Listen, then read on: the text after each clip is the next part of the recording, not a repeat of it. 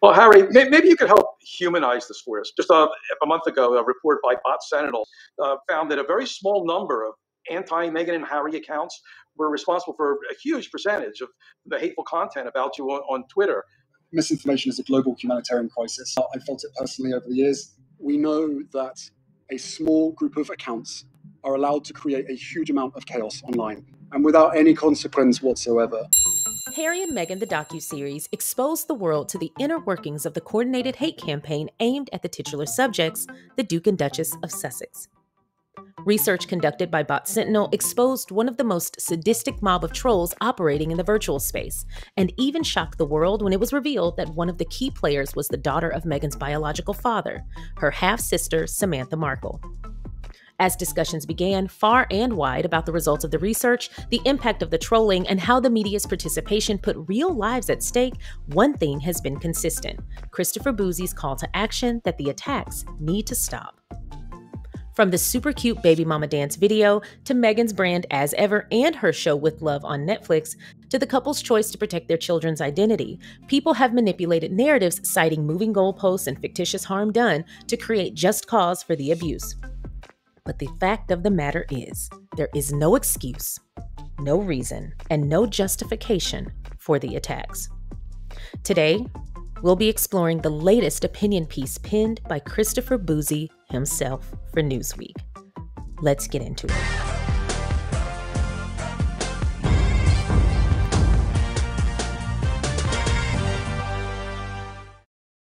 Thank you for clicking on my video, and if you're returning, welcome back to my channel. Today, we'll be reading the latest opinion piece penned by Christopher Bouzy, calling for an end to the vicious attacks aimed at the Duchess of Sussex. But before we get into that, if you haven't already, please don't forget to go ahead and like this video, subscribe to the channel, and please don't forget to share so that more people can find us. And along the way, feel free to comment with your thoughts in the live chat or in the comment section below. Bot Sentinel has looked at everything from QAnon to MAGA to COVID disinformation to climate change disinformation. We've never seen anything quite like this. It showed that there were a handful of accounts that weren't just bots, but they were people who were highly coordinated and deeply networked and responsible for the vast majority of hate propaganda against the couple. And we were able to then determine that 70% of the hateful content came from just 83 accounts, and it had a reach of 17 million people. Once again, this opinion piece is published in Newsweek, and it's titled, "The Vicious Campaign Against Meghan Markle Must End," and it was written by Christopher Bouzy. When Meghan Markle posted a lighthearted video of herself dancing in a hospital room while 9 months pregnant, she probably thought she was sharing a relatable moment that other mothers would appreciate. Instead, within hours, online trolls and conspiracy theorists weaponized it as proof she was never pregnant at all. This nightmare is what Meghan's life has become. Every joyful moment gets twisted into ammunition by people who've made destroying her their full-time job. And we need to talk about what this sustained cruelty has done to a woman whose only crime was falling in love with a prince. The moon bump conspiracy, which claims Meghan faked both pregnancies with prosthetic bellies, represent a special kind of cruelty. Here's a woman who bravely shared her miscarriage story to help other women feel less alone in their grief. She opened up about one of the most painful experiences a person can endure. And how do these conspiracy theorists respond? By claiming her subsequent pregnancies were elaborate hoaxes.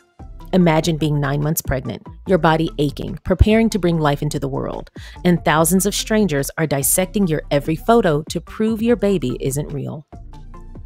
Meghan revealed she was the most trolled person in the entire world in 2019 while pregnant with Prince Archie.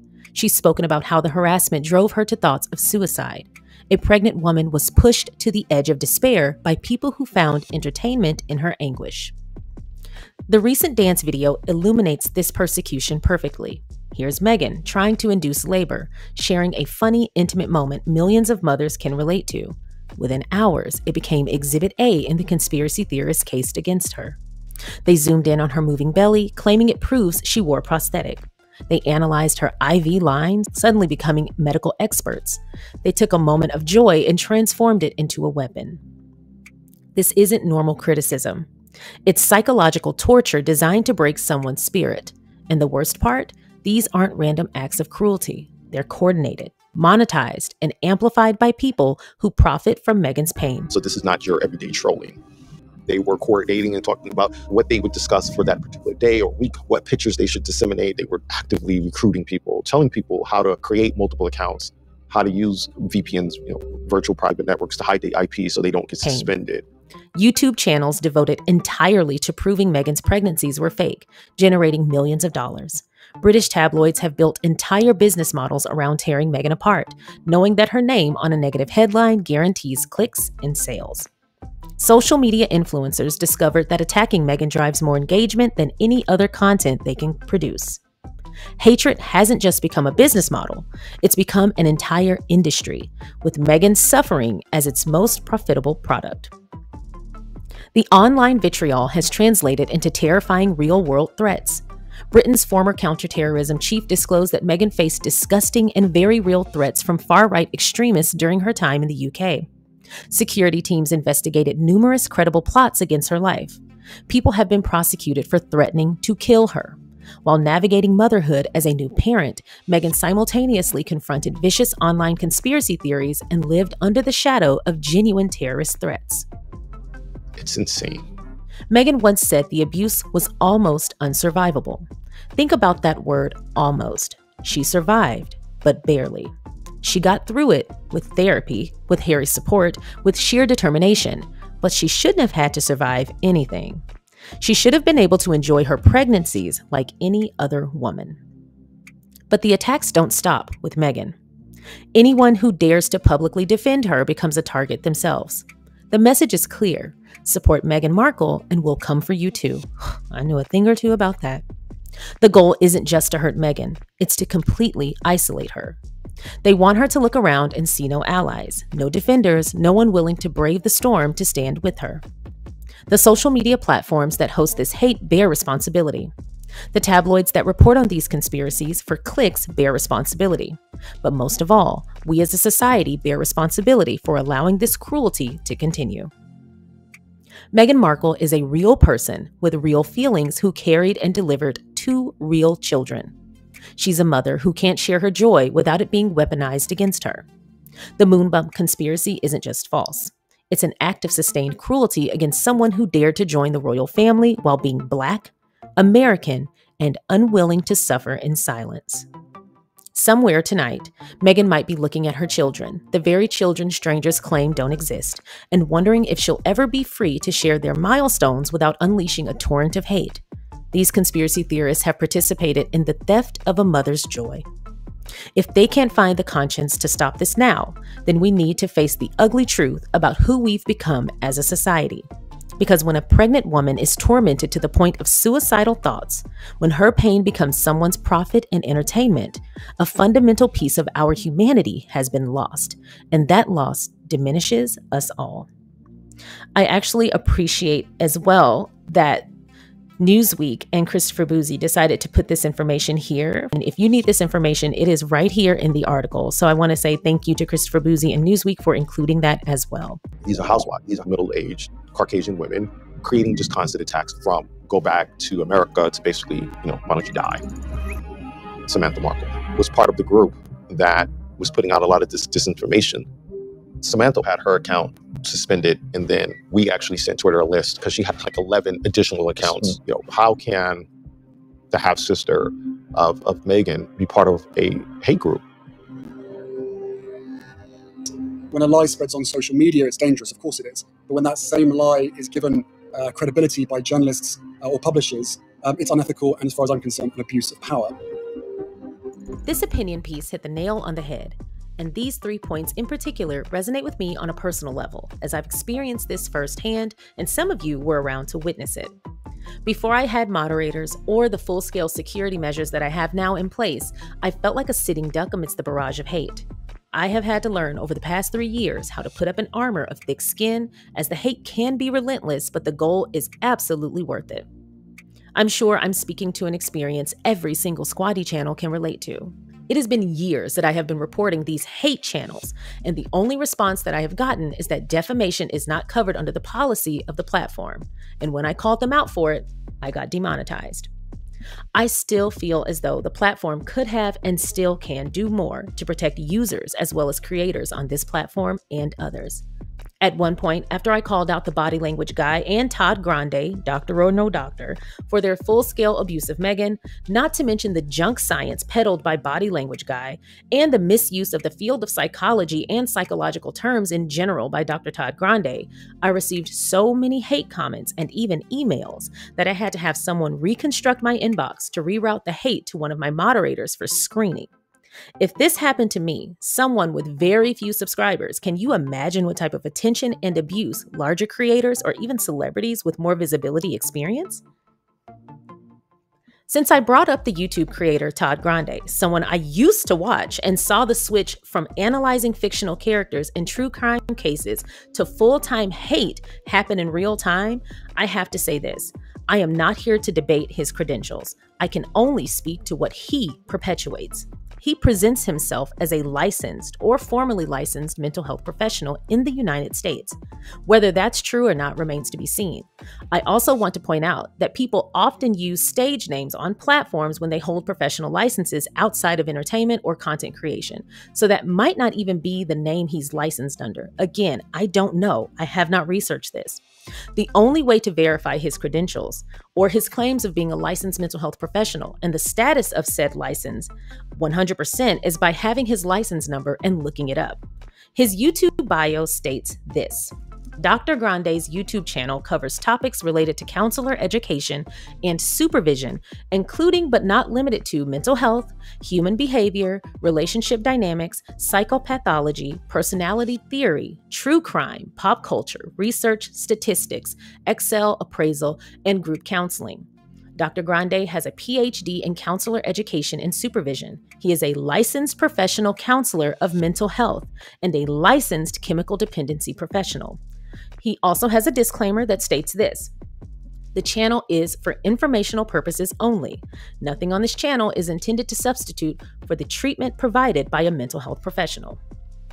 Anytime I refer to him in the manner he presents himself as a licensed mental health professional, people are quick to dismiss it and say he isn't really licensed and he's not a real mental health therapist.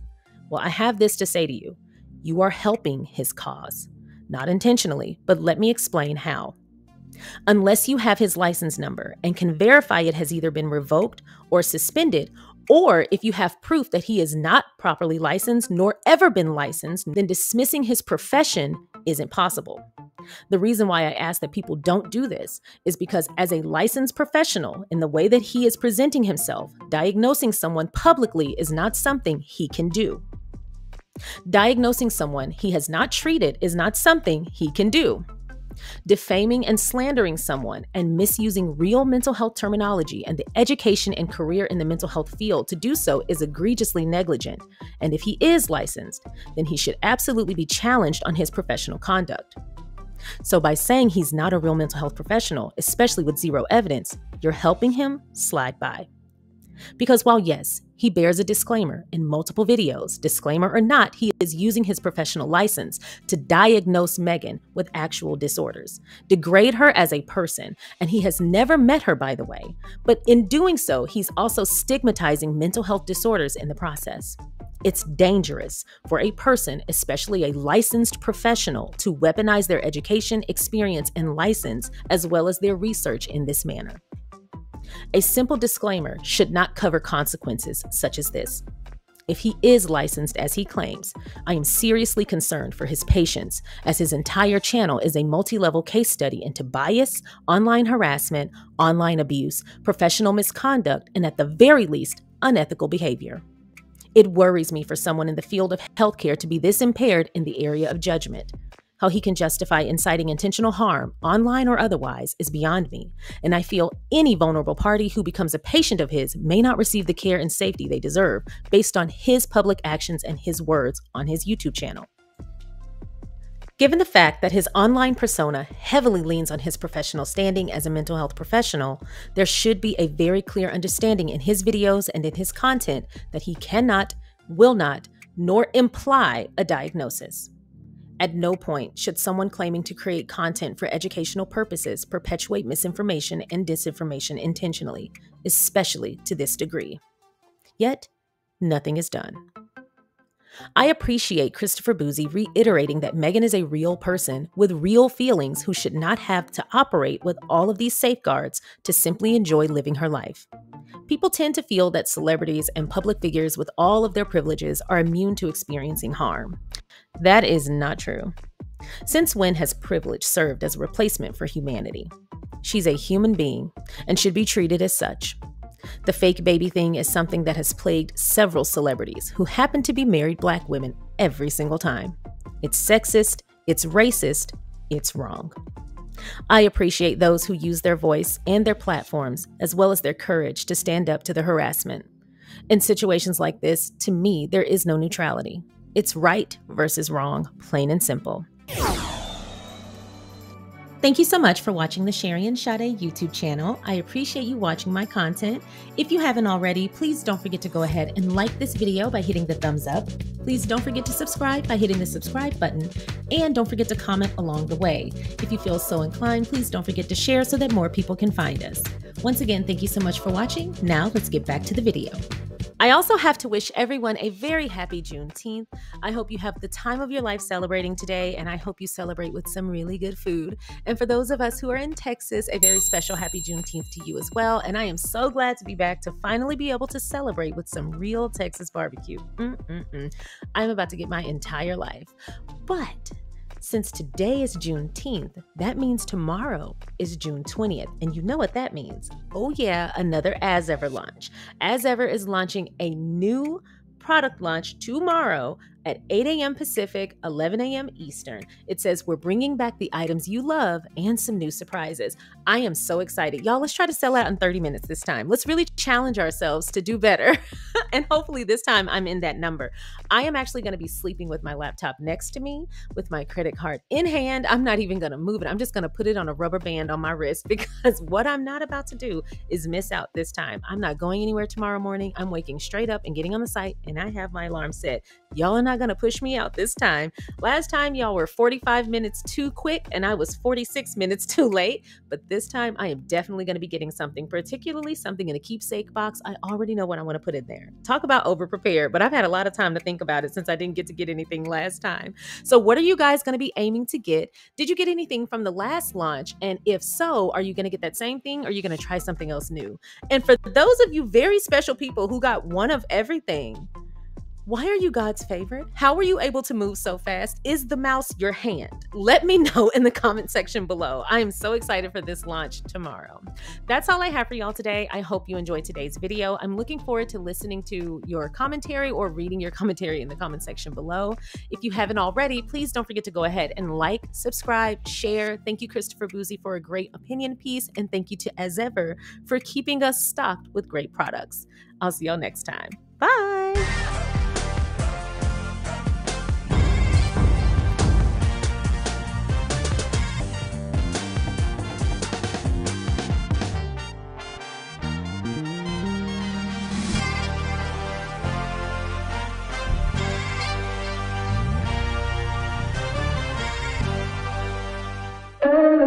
Hello everybody, my name is Yanni Brooks, your Miss Juneteenth Northeast Texas. I am so happy to announce that I will be advancing to the Miss Texas Juneteenth pageant this July. I am so incredibly grateful for your helpful donations and generous support. Thank you so much for being a part of this journey as I compete to bring home the crown. Please feel free to use this link to make a donation. Thank you.